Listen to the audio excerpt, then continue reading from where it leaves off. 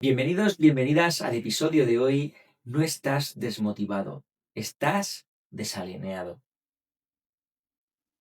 Voy directo. Muchas veces la motivación no es el problema, es el síntoma. Y tú eres una persona disciplinada, responsable, con historial de cumplir. Esto es importante porque te ahorra un error típico. Pensar que estás fallando cuando en realidad tu vida te está dando información. La desmotivación aparece cuando tu agenda contradice tus valores. Tu calendario dice una cosa, pero tu conciencia dice otra. Y entonces pasa un fenómeno muy concreto. Haces lo correcto, lo que toca, pero no te sientes bien. Logras objetivos, pero no descansas. Terminas algo y no hay paz. Solo el siguiente. Eso no ocurre porque seas débil o porque te falte ambición. Ocurre porque hay un conflicto silencioso de criterios.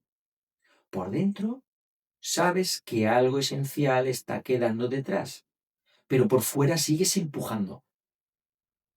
En perfiles como el tuyo, trabajo de alta exigencia, universidad, máster, doctorado, familia, pareja, presión por hacerlo todo bien, esta desalineación se vuelve frecuente, porque para que todo salga, tiendes a sacrificar lo no urgente.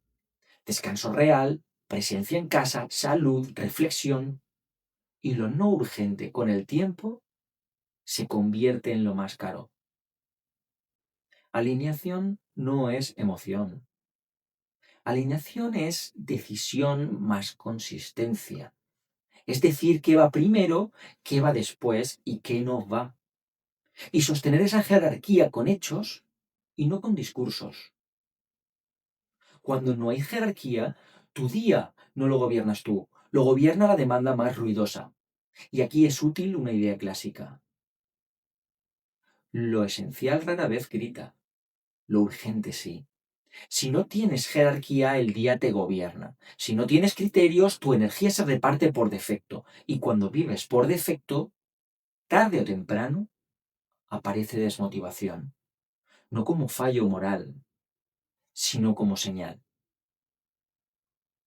Ejemplos típicos de alto rendimiento con baja coherencia podría ser el trabajo impecable, reputación sólida, pero vínculos descuidados. Salud deteriorada, sueño corto, tensión, alimentación improvisada, pero éxito visible. Promesas repetidas de cambio.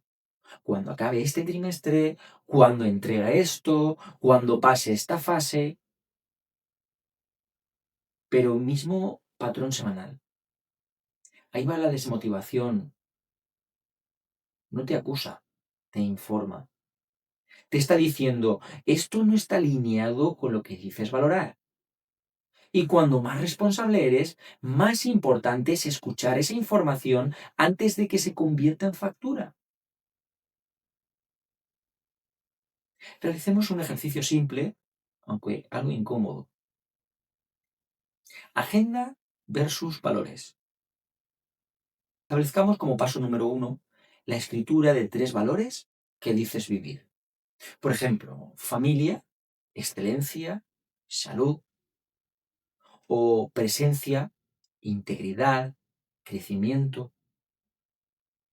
Paso número 2. Mira tu semana pasada y responde con horas reales. ¿Dónde están esos valores en tu calendario? No en intención, en tiempo. Porque el tiempo es el lugar donde viven tus prioridades de verdad. No uses esto para castigarte. Úsalo para verlo claro. Y si hay una discrepancia, ahí está tu palanca de cambio. No necesitas más motivación. Lo que necesitas es reordenar. Y me gustaría cerrar este capítulo con esta frase que lo resumiría. La desmotivación suele ser información, no debilidad. En el siguiente episodio vamos a aterrizar la herramienta base para reordenar. Vida interior como sistema operativo de la vida adulta, sin mística. Nos vemos en el siguiente episodio.